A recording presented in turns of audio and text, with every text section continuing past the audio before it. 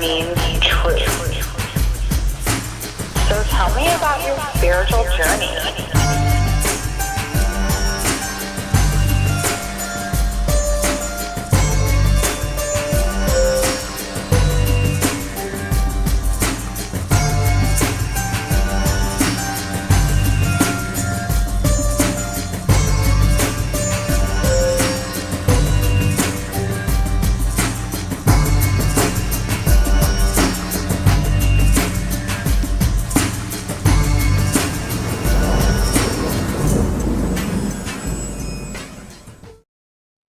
Hey everybody, welcome to Tattva Tuesday. This is Lindsay Warwick, the conduit, on Spotify, YouTube, and Apple Podcasts. I'm so excited. It has been a little bit since the last episode, and I'm super excited to have Celeste here with me, Celeste Peacock. She is a womb Oracle Priestess, among a lot of other things. So thanks I know we had planned on doing this, and my schedule went a little nutso, so I'm finally glad that we are here together. Yes, thank you for having me. I'm so honored. Yes, this is my little creative baby, this podcast. The idea came to me. I shared on the last episode was actually me telling my story, how this podcast came about. I was kind of in an abusive relationship, and then he tried to kind of silence my voice. And so I got the message from Spirit that it was time to get my voice out there and also have other people share their truth. So that's what we're going to do here, is talk about truth and your spiritual journey and the things that you are passionate about. So Let's go. I'm stoked because I've only shared like physical space with you a couple times, but I kind of was introduced to your energy through being involved in the Wisdom of the Women Oracle deck. Mm-hmm. And so Celeste and I are both in a amazing deck. Ironically, not ironically, I have it right here. Little project created by our friend in the community here, Nancy Weiss. So when I met you in person, finally, I was just so attracted to your energy, and I feel like you and I share a lot of the same, spiritual aspects of our lives. So I'm very excited to get to know you even more here now. So if you want to start with your spiritual journey, or wherever you want to start is good for me. Okay. So it was interesting because I actually, as a teenager, did grow up in like a spiritual home with my mom and her partner. And they went to the Light Institute in Santa Fe, New Mexico, and worked with Chris Griscom in past life regressional work and that kind of thing. Shirley MacLaine really put her on the map. And at that time, I was 15 years old, and I was already starting to have some experiences. I mean, our house was haunted, like, seeing ghosts and stuff. I was starting to see like energetic fields around people. And then also like I could see almost like that movie, Cocoon, when they would unzip their bodies and you would see those light bodies. I would see light bodies coming out of people when I was about 15. So they came back from doing some past life regressional work and craniosacral work. And they had this like 3-week summer camp intensive for kids ages 13 to 24. And it was completely international in the desert of Santa Fe, New Mexico for 3 weeks. And the goal was we faced all of our fears. Like we walked on hot coals. We did like a ropes course. We went camping and had to sleep alone by ourselves. Like there was all of these challenges that we were facing. And I had a blast. I had an absolute blast. So I returned my sophomore year and went to spiritual boarding school where we meditated every morning. We had spiritual studies. We were vegetarian. We ended up traveling around Mexico and Europe for a month, and that really kind of like cracked me open. And Chris Griscom would come every morning and lead us in meditation. And like, I've been to her house. I think one time I answered the phone and Shirley MacLaine was on the other line. Like, we would see UFOs like all of the time, you know, out there in New Mexico. So that was my sophomore year. But once I didn't graduate high school, I just got my GED. Like, after having that kind of freedom and that kind of thing, I've just realized, you know, I'm 47 now, but I'm just like so surprised. I'm like, Celeste, there's nothing about you that's been traditional. Like, all of your pathways are non-traditional. And now I've just kind of accepted that, but it took me a long time to really come around that and to fully accept that about myself, and not denying myself of continuing to try to fit myself into this box, because that never worked for me. That never, ever worked for me. So just speeding it up, I did a lot of some other things too that were non-traditional. My senior year, I traveled around the United States educating high school students about ecological and social issues. And there was like 6 of us kids that were teenagers, and we got in front of like we got in front of like thousands of kids, like for 45 minutes, you know, like the honorariums, like no one wants to be there, but we did. We traveled around the United States talking about environmental issues, social issues, and then we would do workshops on the weekends. So that was my senior year. And then I got my GED, and then I moved to New York City. And then I was really on my own. And I put myself through nursing school. I had a full-time job. And then I did all of the traditional things that I thought I was supposed to do.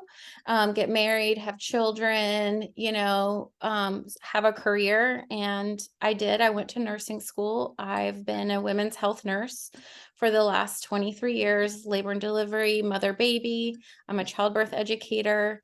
I also have a program that I can teach moms and daughters, you know, the healthy chat, the foundational puberty talk, which is really necessary and important. There's so much shame that we have around sexuality, and most women don't even know their own female anatomy.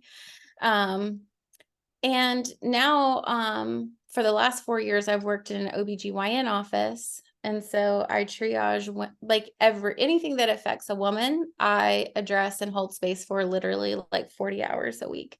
And I lead a team of 8 nurses. And we have the largest practice in Charlotte, with an atrium. So that's a little bit where I am right now. But what happened was, when I got married and did all of those things, like, my spirituality went dormant.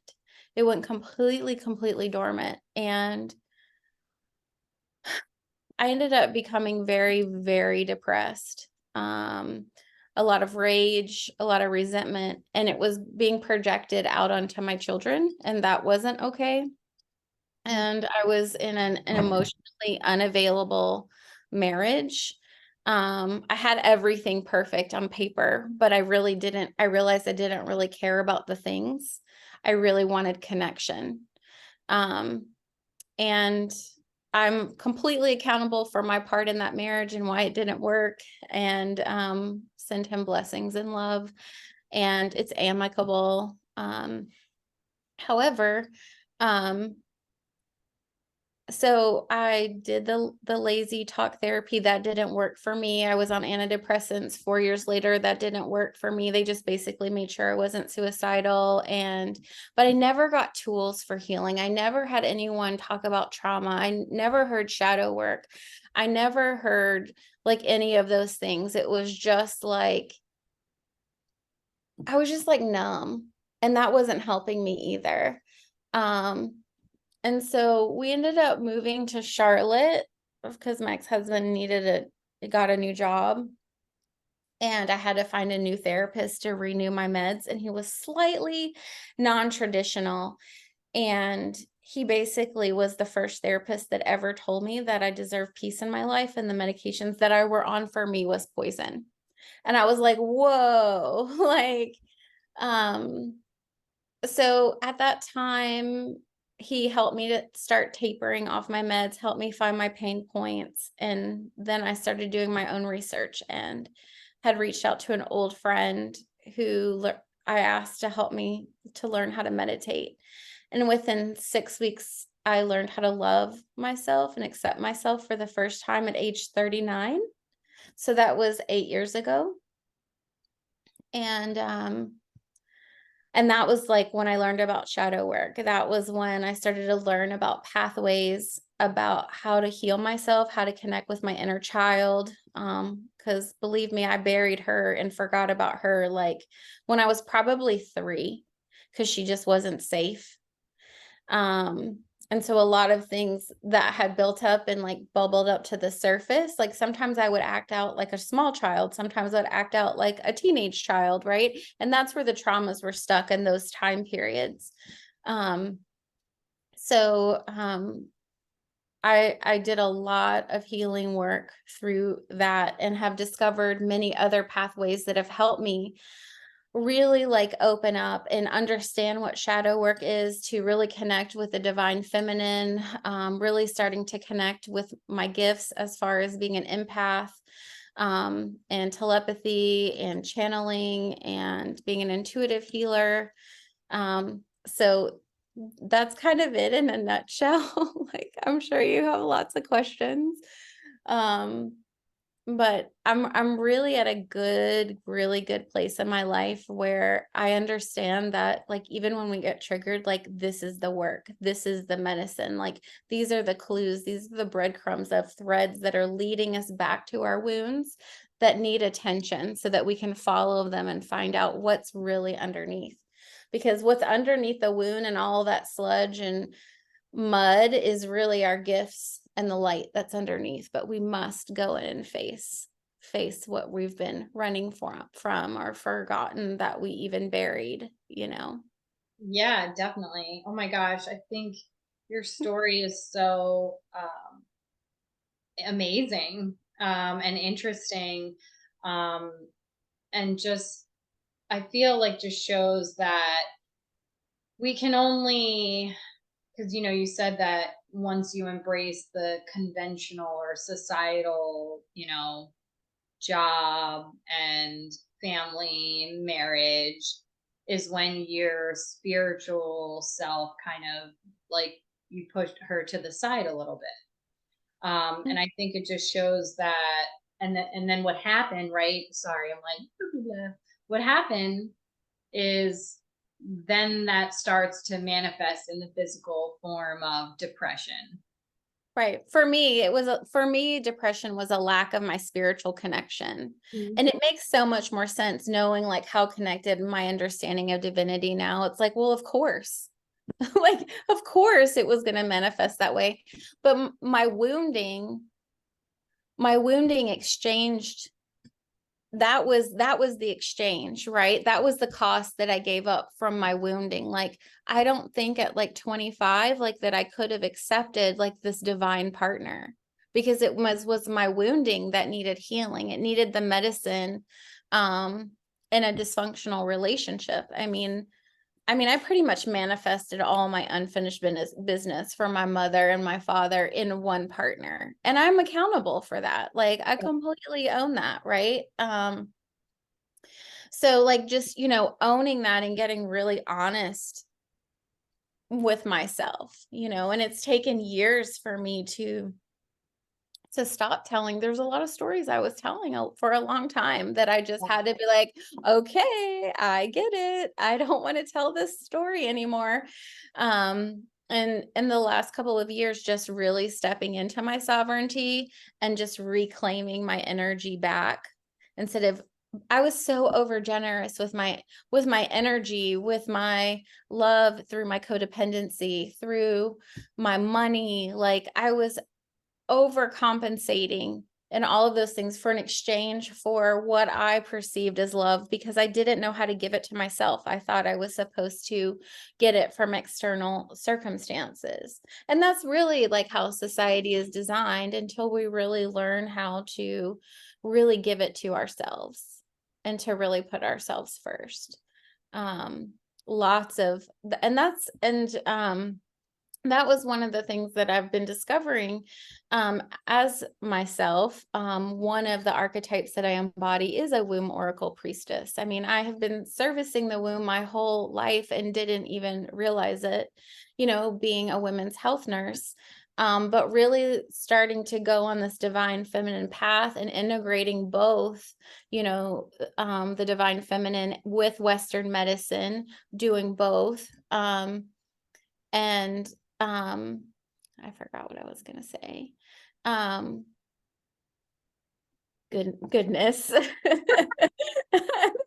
much. Yeah. But I really had to go in. Oh, so in the card that as the womb oracle, that's really what I do is I'm going to help you to see your own illusions and attachments, right? So we can really see what those are. And then what would we look like? What would we look like if we were completely in our power and we didn't have those illusions and attachments? That's the place that I really like work from in my ceremonies, and when I do one-on-one clients, that's where we really go into that shadow work. But I hold space for you, and I sit with you in the dark, and I sit with you in the mud, and I sit with you in those places, because that's where the truth of us and the pain lies, so that we can see who we really are underneath, that we really are not the pain. It's just that's what we've identified as. And that's where we need to go in and reclaim our energy back, because it's been taken from us, or we gave it away, or that was what we allowed. So that's one piece as the womb oracle. And then my gifts are just developing as with my channeling, what the ancient wisdom that I'm accessing, what comes through, just sharing that truth and that vibration. So that's one gift that I've discovered about myself. There's no way I could have even imagined where I am now. I didn't even know these were options 10 years ago. I didn't even know what a priestess was. I didn't even have any clue. So it's just really beautiful to start to trust. And that's been an intention for myself on a daily basis since January, is that I trust myself unconditionally, because when I really do, and I just allow spirit to come through me, like, it's just like, whoa, where did that come from? Yeah, definitely. And what we have access to, like, we have access to so many things if we just trust, and it's way beyond what our mind could even offer. Yeah, I mean, I think it's so amazing to me how, like, I don't know, just even the first time I saw you, I was like, yes. Like, I don't know, when I saw you, I felt kindred soul, sisterhood. I felt definite priestess. And it's so interesting to me to hear, like you say, like 10 years ago, I didn't even know what that meant. But all along the way, I feel like, our higher self leads us back to who we really are. Like that whole spiral aspect of time, because time's not linear. Like we just keep coming back to these truths about ourselves. So I really love so much of what you said so far. I love that you touched upon the stories that you used to tell yourself about, your previous relationship. Because for a long time, I feel, I lived in stories, or I lived in victimhood. And until I went into the shadow work and did the deeper work, was I able to accept the fact that, no, I'm not a victim. I play a role in everything that's happening in my life. Right. Yeah. And just getting really, really honest too. You mentioned honesty. I think that is a huge part of the spiritual journey. It's like the more honest that we become, I feel like the more of these like layers of ourselves kind of just fall off, or our masks that we don't even know we're wearing. Like we don't even know what we're wearing. It's like I used to hear a quote that said, I didn't know what I didn't know.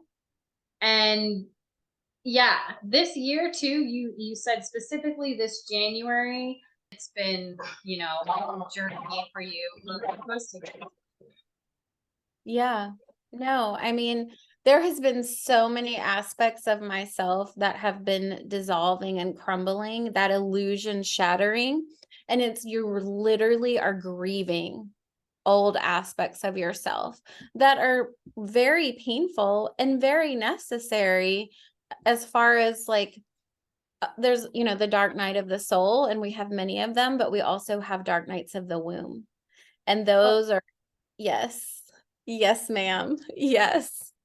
I really want to dive into the, like, what does that mean? Like the Mhm. dark night of the womb.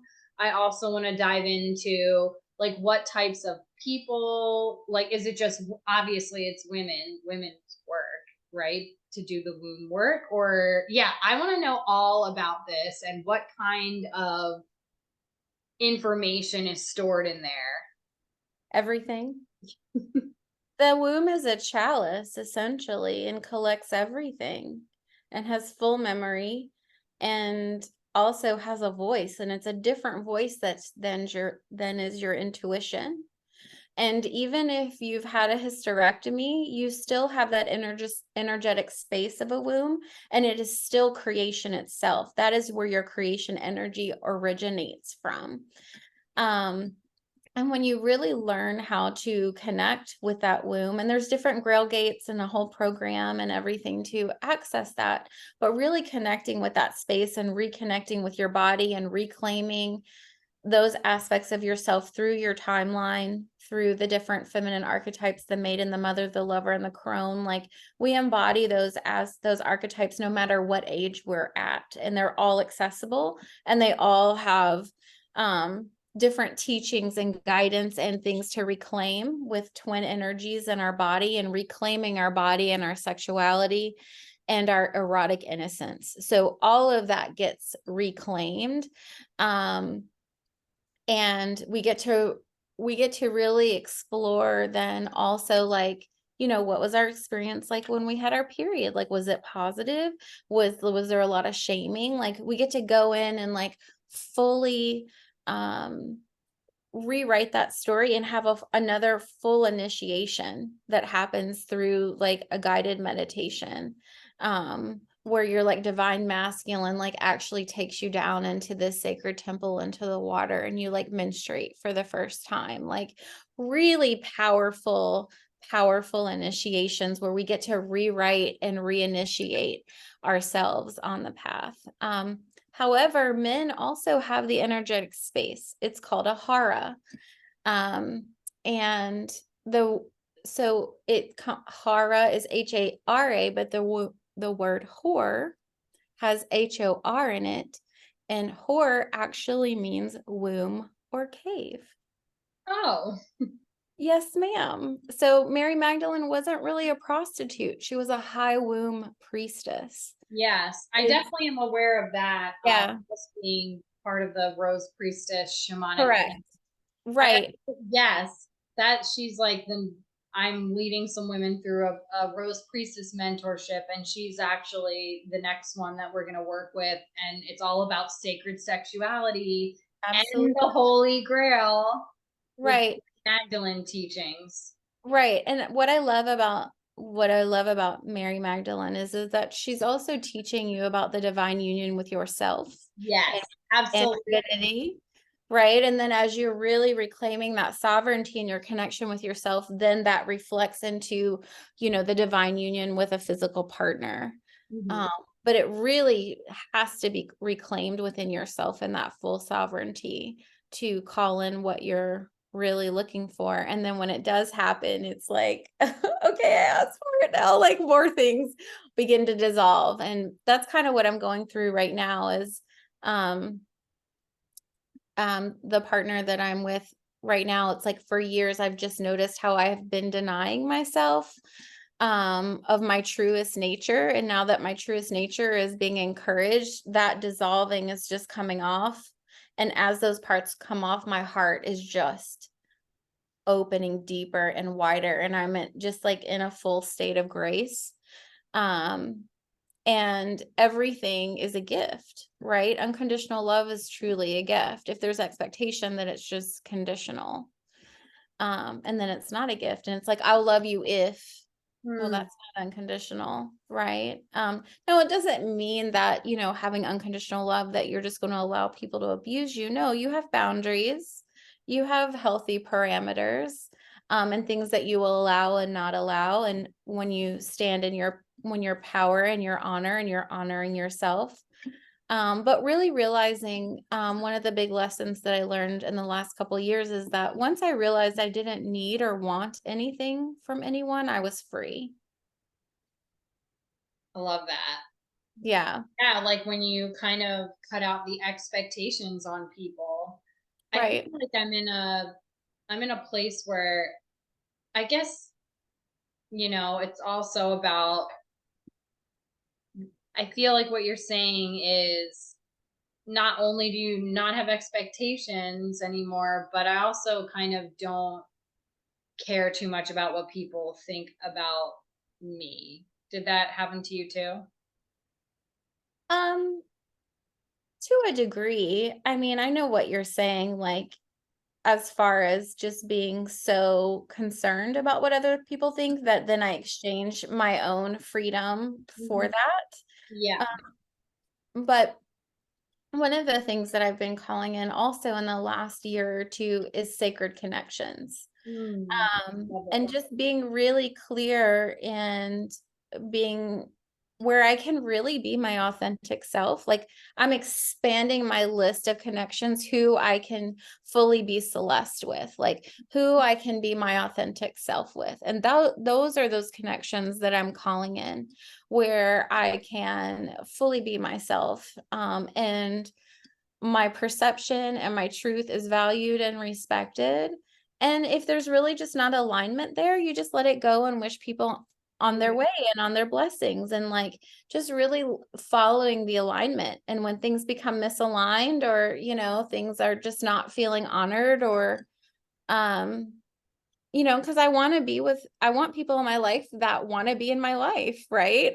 And vice versa. Like, I'm gonna make you a priority in my life no matter how busy I am, like, because I honor your medicine, and I honor your perception, and I value your heart and your truth. So I've gotten much clearer about even all my connections with men and women, what I'm calling in. Hmm. I want to hear more about your divine partnership.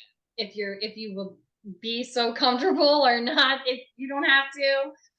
But you've mentioned it a couple times, and I'm wondering, what kind of came before manifesting that partner, and if you want to talk about like the divine partnership itself, I think that would be really great. Right. So, yeah, I will be vague, Okay. and answer the question at the same time, as far as, just protecting the relationship. However, we have been, we've known each other. He's probably my first soulmate when we were 11 and 12. Wow. And I've realized over time, and I don't even like to say this term out loud, like, that he's my twin flame. Like, because the spiritual community has really like tainted that. And then there's also this illusion that it's going to always end in divine union. And right now it's working. Like, we figured it out, like, after all of these years, like, because I've gone back to him after every major relationship. And and then once it would go somewhere, then I would sabotage it and run every single time. And that really like hurt him. And so in the last year, we've just really repaired the friendship, but realized that there were things in our lives that we had to heal outside of each other. And that's what it talks about. And I found this one article that was just very insightful, but that's what it talks about the twin flame is that if we had stayed in each other's lives, it would have ended really badly. And there was just other karmic connections that we had to create in order to go and learn, so that we could come back and figure out like how to make this work. And we've finally like gotten a groove and like figured out how to make it work. And again, it's not a very traditional path. And that also took some, you know, figuring out like, okay, this is where we're at right now, and this is what we both want, and how can we honor each other? And that's essentially what's happening. But I will say that it's so refreshing that now that I know how to be emotionally responsible for myself and, you know, completely responsible for myself, and now I'm realizing how to recognize that in another partner. It's oh my God. So just, you know, having a partner that's completely has emotional intelligence and is responsible for themselves and not projecting their pain onto you or blaming, you know, like what's happening. So I've been telling a long story of narcissism, and I had to, you know, be accountable that I had been allowing that and telling that story. And I got really clear in this last relationship, and I'm not blaming him, but sometimes through our wounding, like we attract people to be those crazy space holders for us. Yeah. Right. And so that's what I've learned too. It's like, I'm not gonna be a victim here. Like I'm fully accountable, but like sometimes that's what we need in our healing to get so clear about the behavior, and so clear that to teach us how to create really clear boundaries and like be like, yeah, no, yeah, that's not going to work for me. Whereas before I would just accept anything because I wanted this approval, you know, like I needed approval from somewhere else. Well, where was the approval from myself? So I mean, if that brings it up, if that answers it for you a little bit, but there's just been so much dissolving and so much opening, and I'm just like finally, like after all of these years, I had a lot of programming too. Like for a long time, I just really believed that a man wasn't capable of loving me. And so how do you carry this belief and then be in relationships and then wonder why it doesn't work? Yeah. Right. I just listened to another podcast about, well, it was Joe Dispenza was the guest on Jay Shetty, and he was talking about your belief systems literally create your reality. Your thoughts literally create your reality, everything. And I used to think, oh, well, I don't want to say it out loud, but I used to think, oh, well, if it's in my head, it's not going to go anywhere. But now I'm extra, I'm even extra mindful about my thoughts because we really do create our own realities. But yes, I think you answered the question. I love that you brought up the twin flame thing. I have mixed feelings about the twin flame terminology. I think that there are some, people that run with it to justify toxic relationships, but I think that I think it exists. I think that, I believe that there is a divine masculine counterpart out there for me. I guess I'm always fascinated by the divine partnerships. It's something that I want for myself, and I've actually been speaking this out loud lately. I finally feel like I'm in a place where I don't want, I don't need, and I have healed a lot of codependency. And I'm very, very honest with myself this year about who I am and what I want and what I don't want.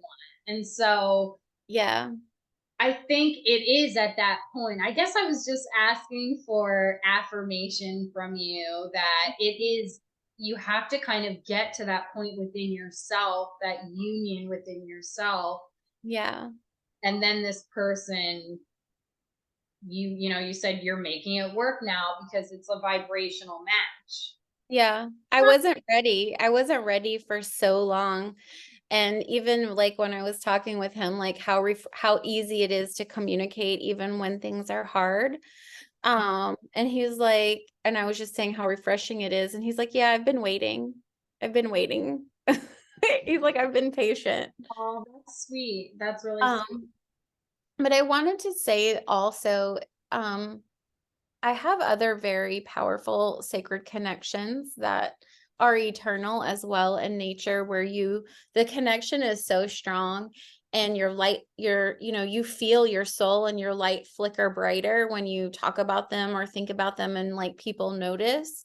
And what's really important to notice is to really like honor the energy. And that can be very difficult when you have such a strong spiritual connection with someone, and you can feel that you have loved each other for many, many, many lifetimes. Like, like we've been, fought in war together. Like I was probably his daughter in a previous life. Like we were married before, like, and we knew each other. This is someone else that I'm talking about, but we knew each other when we traveled around the United States when we were kids, but we were just friends. And then it was like 25 years later, inside of ceremony, this whole piece got activated because it was on this, it had a bigger divine timing. And it really cracked my heart open in such a deeper way of understanding and feeling unconditional love and feeling such a strong connection with someone. I mean, a lot of times we don't even talk, we talk on the phone, but we sit in silence because we are communicating telepathically. And we do that through touch too. So having such a strong connection with someone telepathically and with touch, like it's hard as a human to not try to sexualize that, right? Because of course you're already merged, right? Why don't you want to like merge in other pieces? But that was something that we had to like talk through and work through because he was married and we wanted to honor that. So my point is that we have these connections that come in, and it's really important to honor the energy while we're honoring ourselves and the other person, because there are so many things that are to be discovered and remembered about our path, where that can be discovered beyond sex, right? If we had just had sex, it would just have ended it. Because we would have broke his vow, which no one wanted to do. But at the same time, like the connection and the energy gets so intense, then you just plateau and default to that too. And then you never get to go beyond that. And it doesn't mean that you don't have you can have a divine partner and have this incredible like tantric divine union with sex magic and all of those things. But I'm saying that there's other things that can be discovered without it. And so that's been really, really beautiful. And inside of that relationship, he's really helping me to activate my priestess as a sacred woman and like walking that path. And, and I have activations for him and he has activations for me. But it's really just important to like notice how these connections come through, because they don't always come in the way that we expect or have the outcome that we expect. And it's, again, hard to even let that be what it is and trust. Yeah, I'm just like listening to you, like, and it's making me realize that, and I love hearing about your journey. I think and just your vulnerability in your sharing, I very much appreciate. I'm sitting here thinking, I have not really felt that way. I have not had that type of connection in a little while, but I also experienced a lot of trauma at the beginning of this year. And I'm sitting here like, oh my God, am I ever going to feel that again? But you're giving me hope. And hopefully whoever's listening, Right. it's giving them hope as well. I'm just in a different season of life right now in this now moment. But I'm thinking of like, yes, I have shared like beautiful telepathic connections with partners in the past, and I had so much passion, and I'm like, yeah, right now, maybe I need you. That's why you're on this. Yeah, because I'm like just so focused on myself and not, I'm not in partnership. I'm just with myself. So it's interesting. And that's beautiful too. Like it's beautiful to be like in divine union with yourself, because that is truly the most important thing. And these things take, there's layers, I mean, it's taken me all this time to be in a place where I really feel like I'm worthy to receive. Really, really worthy to receive. And that's what the infinite connection is right, is fully giving and receiving any energy in the universe, right? Whether it's the love that we have for ourselves, whether it's abundance, whatever our beliefs are, but it has to be equal in the giving and the receiving with everything. And it's so important in everything that I do to have so much honor and integrity, and be open to,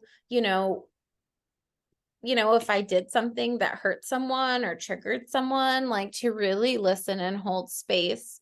And then also be accountable for myself. But in all of my collaborations, it's so important for me to be honorable and integral and offer safe and sacred space and everything that I do. Those are the pillars that I operate from. Yeah. I wanted to talk about too, because you were talking about like how the entire universe basically is a reflection of everything that we think and feel. However, we have 95% of our programming is subconscious. It's below our level of awareness. And so how do we know like what belief systems we're really running? Because they're subconscious. And so there's another pathway that I have discovered. It's called Psych-k, and it's through muscle testing that we tap into your subconscious programs. And I've been using it for the last 2 years through my spiritual guide out of Texas. And I also have been doing Kundalini yoga with her, which is another incredible pathway that has activated me and opened me up as well. And we'll bookmark that. So I'm gonna need another episode. Yes, part 2. I'm down. I'm so down. You totally reactivated me in doing this podcast. I'm like, God, this was such a creative outlet for me. Like I scouted out my music person, Dan. He did my music for it. I told him exactly what I wanted. And yeah, so I feel like I could talk to you for hours. Well, we can get back on. You can have Let's just do it. I'll just have like Celeste part 2. We can do it whenever. We can do it whenever you'd like. But what I love about Psych-k is, so like one of the balances that I used, and it's basically like I would just sit and talk with you and see wherever you're at, like whatever you're struggling with at this time. And with muscle testing, we always ask the superconscious for permission if it's safe at this time to balance this. And if we get the answer no, we'll go underneath a little bit deeper because it came up for a reason, right? However, one of the balances that I used when I was healing, I'm still like working through my mistrust with men and, healing that belief that a man couldn't really love me. So then I would never be able to truly receive love from a man, and working through my abandonment with my father and like, those whole timelines. So one of the belief statements that is I release all insecurity related to the toxic and divine masculine. So we basically we use different balancing techniques, and we ask for permission, which will be the best balance. And then basically we do different types of movements and go inside for like 10 to 15 minutes until we feel an energetic shift. And so the body is going and becoming a whole brain state. Like we might be disconnected where the two hemispheres are not communicating. So we might be active in our masculine and weak in our feminine, or vice versa. So we're bringing the whole body into a whole brain state: subconscious, conscious, super conscious, mind, body, spirit, all of it. And it's a really easy tool that you don't even have to be aware of. And then there's other balances that we can do. Like we can go into your core beliefs. So one of them could be, you could be running these two operating systems. I want to live and I want to die. And you could be running them both and then wonder why your life is so fucked up. right? Because you're running both programs subconsciously. So it's like putting your foot on the accelerator and the brake at the same time and wondering why you're not moving in life. Yeah. Wow, that's interesting. Yes. For right now, I'm just trying to do it in person. Next year, I plan on going to learn how to do it remotely. But Okay. a lot of other beautiful balances too, like I can do as a surrogate. So we can tap into any energy with someone living or non-living, an animal. We can do your relationship to money, your career, like it's infinite. And it's an accelerator tool. I mean, it's helped me profoundly. And so that's another gift that I can offer. I love that so much. So I have some experience with muscle testing as well. How do you do it? Do you use like the fingers together, or is it a movement, a rocking forward or back? Like, how do you do the I test? typically just use the arm. It depends Oh, on okay. what balance it is. Yeah. Some of the belief balances, we're like doing a lot of muscle testing, like going through 26 belief statements. And then we go into you have um beliefs that are in your body too and energy centers. So then we tap into those to see what those are. And so then I'll do that with a client lying down like on the floor or on a massage table where they just have their arm up, and we'll take breaks and stuff like that if we need to. But it's a really incredible alternative to, starting to change our subconscious programming, and things get integrated, like immediately things start changing and shifting. I mean, you can really feel it inside, like what's happening. It's another beautiful accelerator tool that's accessible, and it's just been so profound in my healing. Besides the Kundalini yoga, which has been incredible too. Kundalini is like my favorite kind of yoga. It's so connected to the energy meridians in the body, and I just love it. Is so activating, and the Yeah. kriyas are so powerful. It's very different than hatha yoga or vinyasa Yes. or any other type of yoga, because it is so, I feel like it is so spiritual. Mm-hmm. And it is just so opening, because you're literally opening up your energy channels. It's so amazing. Right. And you're clearing them too. And so Yeah.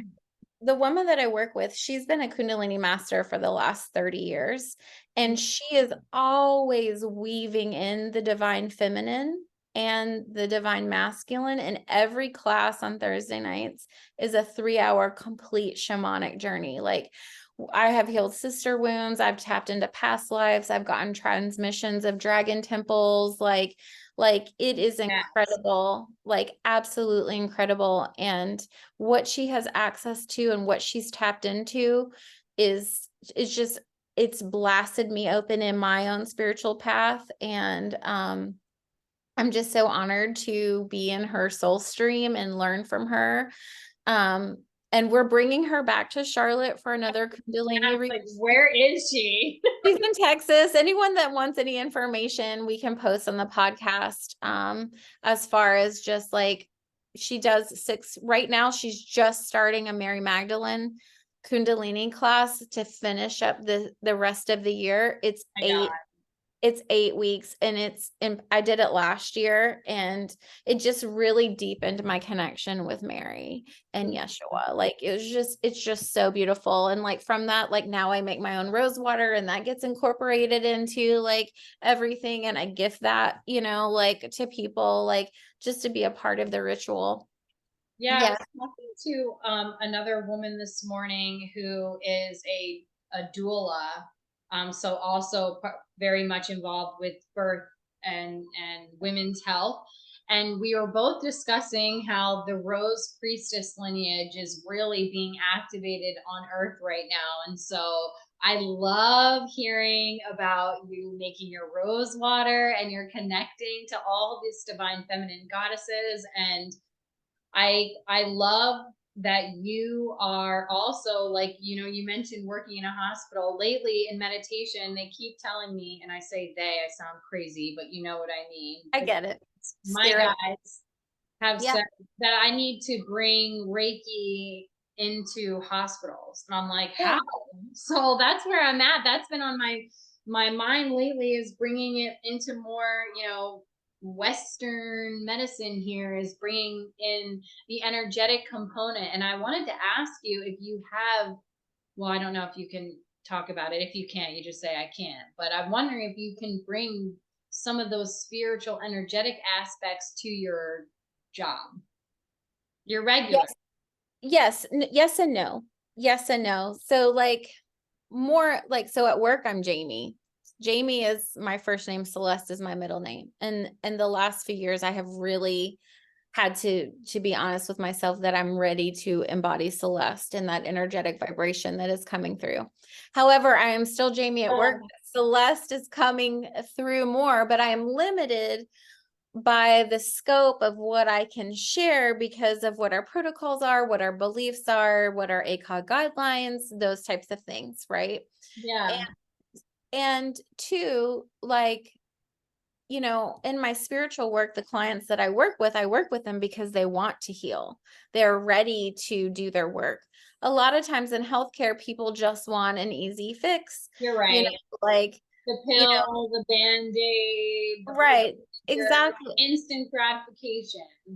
Right. And then also I work in a practice that if the womb is bleeding and we can't control it with these things, we just cut it out. Mm-hmm. And so I was at like a fork in the road actually, where like I had my tubes removed because I was done. I'm 47. I don't want any more children. So I didn't want to get pregnant, but my periods were becoming just so heavy. So I decided to go and have the ablation. But by the time he went in there, I had a fibroid that got so big, then it calcified. He couldn't even shave it down. It broke the blade. Oh my gosh.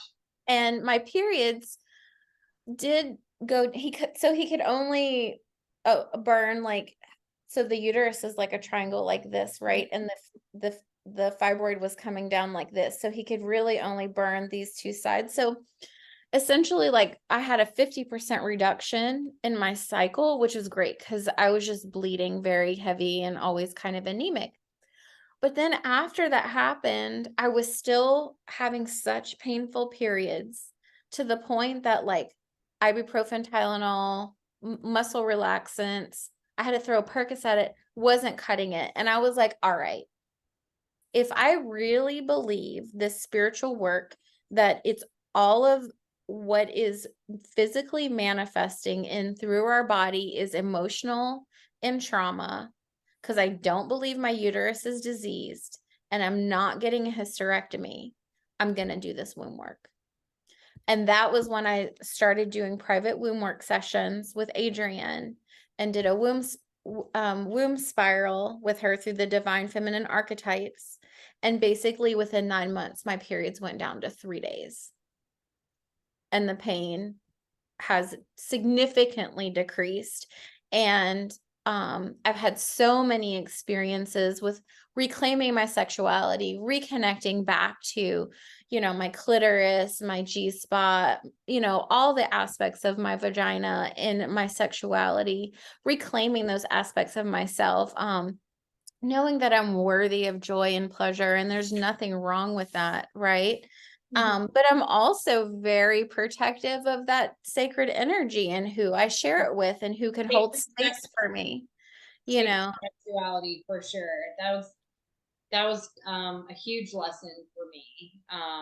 I love that you're talking about this. Like, I just love that you're talking about all this, and even just the openness, talking about the periods. I don't know if you've seen on Facebook or anything, but there's a group here that we've created, the Red Tent. Yep.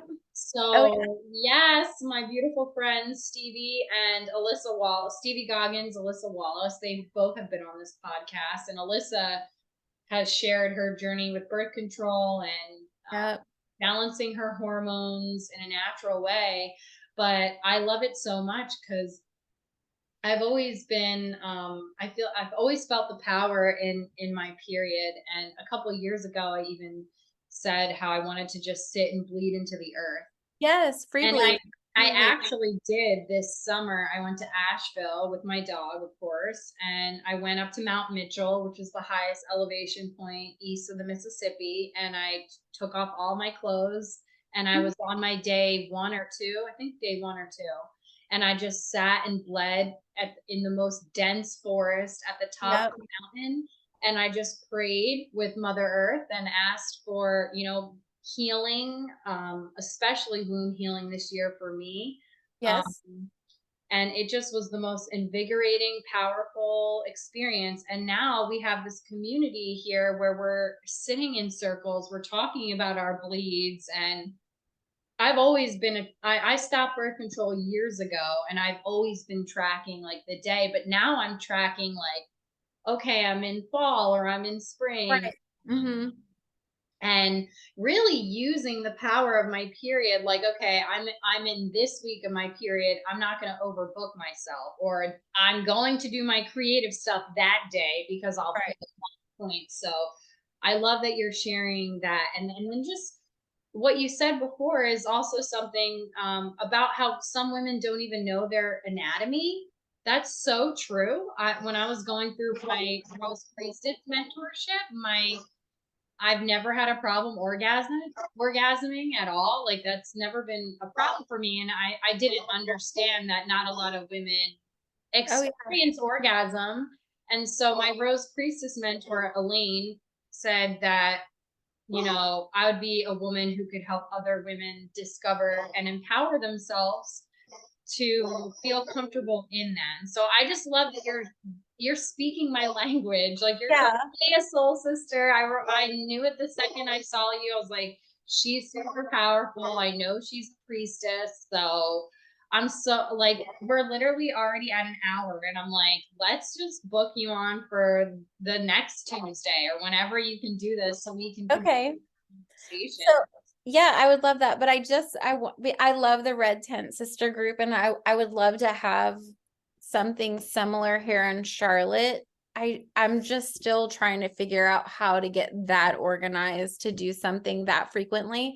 But I did get a transmission that at some point I will actually have a red tent where women will come in ceremony and will actually bleed into the earth inside of the tent. And it's almost going to be like you just reserve your spot, like when you come, but Yeah. it's really going to be a place for women to support each other, to grieve, to cry, to receive, body work, to have fire, to discuss all of those things, to be in full support inside of that sacred ceremony. But I'm still trying to like work out the details and see how that's going to look, but I've seen it.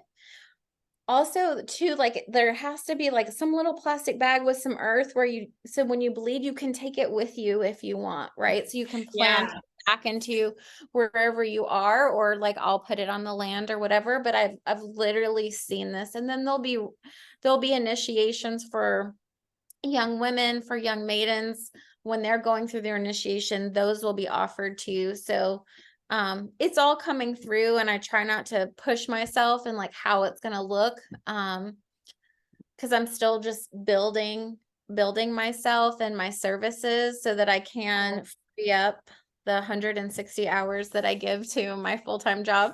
But it's happening, and it's so beautiful. And I want to also build my community in Myrtle Beach, so that I'm coming to the elemental workshop for fire for Thanksgiving.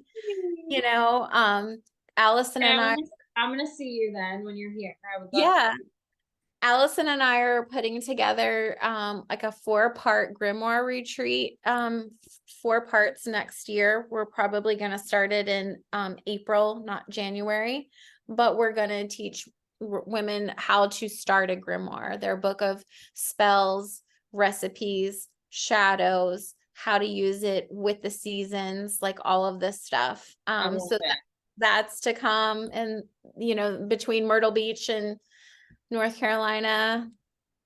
So yeah, we can totally bookmark part 2. I know. I think that we should, because as you're speaking, I'm like, I really want to bring Sweat Lodge to Myrtle Beach, like the Lakota tradition that I was doing up north. There's so much that there's so much that I want to do too. And I'm like in this weird space of the unknown. Just this whole year has been such a trust fall, but I'm loving our conversation so much. It's been so amazing to talk to you here. If people want to connect with you, can you kind of shout out how they can connect? Yeah, absolutely. I will get more organized where I will get a website likely in the next few months. Yeah. But we can put it on the podcast, my cell phone number and my email address. I'm on Facebook as Celeste Jamie Peacock. Celeste on fire 13@gmail.com, and we can post my phone number. That's fine. Okay, awesome. Well, is there anything last, end of podcast that you'd like to share? Well, I did want to say that as far as you bringing Reiki into the hospitals, you may look into like integrative medicine physicians. Oh, okay. That is one route, because I work with one right now in private ceremony as well. So they're way usually more open and already offering like alternative pathways in sessions to clients. So Reiki sessions that might be helpful for you to look in that path versus like but you could also, I don't know if like cancer institutes or stuff like that. When my mom did massage many years ago, she got a research grant to actually work on massage with cancer patients as a way to relieve pain. So I would just keep listening, but I would start with like integrative medicine physicians and see where that takes you, or like chiropractor offices that are more non-traditional, like going in those non-traditional paths. There are chiropractors that do muscle testing too. Oh, so yeah. that would be an option that for energy work, because they already understand the mind-body connection. Whereas like typical Western medicine doesn't acknowledge the spirit, or emotions. Blows my mind. Mental health. Yeah, we're getting there. There is a special place for Western medicine. It is Yeah. necessary, but it's not the only thing. Well, thank you so much for being here. And thank you to everybody for watching or listening or however you're consuming the information. And I know that I'm going to have Celeste back on the podcast so we can keep talking about all the things. But please reach out to her if you feel in alignment. And of course, I'm here too as well if you ever need me. So thank you so much, everybody. Have a good week.